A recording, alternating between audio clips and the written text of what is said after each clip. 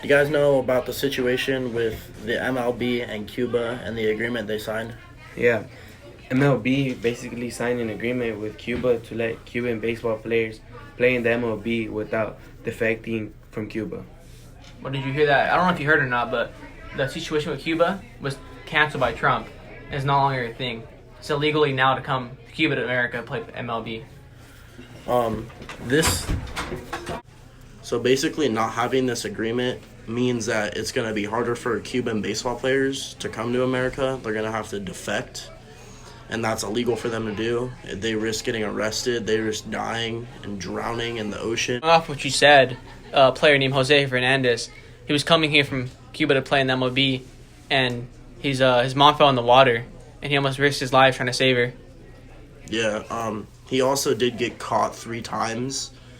One of those times being arrested and sent to prison for 1 year. So it is very dangerous to come from Cuba to America.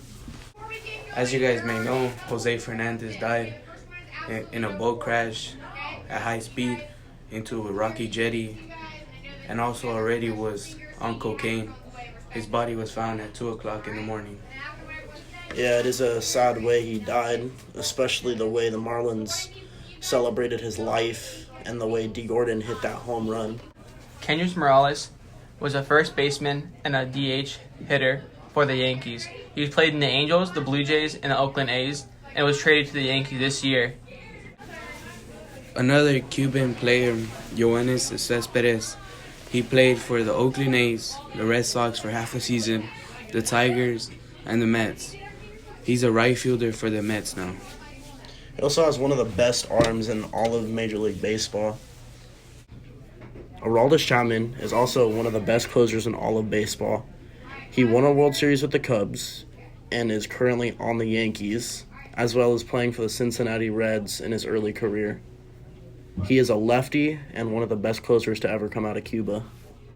Yasiel Puig, as you guys may know him, he played for the Dodgers but was recently traded this offseason. He could have been one of the best Cuban baseball players, but has a bad work ethic. Let's talk about the history of the Cuban League that was founded in 1878 that had 3 teams that played in it, which were the Almendras, Havana, and the Matanzas.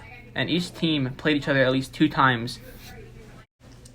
The Cuban League is a very good league for all the Cuban players.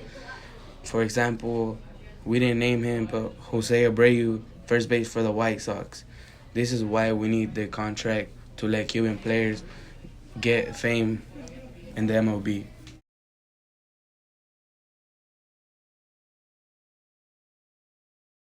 The MLB is the best league for baseball in the whole entire world. They have players from Japan and Dominican, just to name a couple countries. This is why we would like players from Cuba to be in the MLB. We like the presence of having good baseball players, but not only that, but for them to have a chance to play in America and come here legally. All right, Miguel, so what is your opinion after talking about all this information?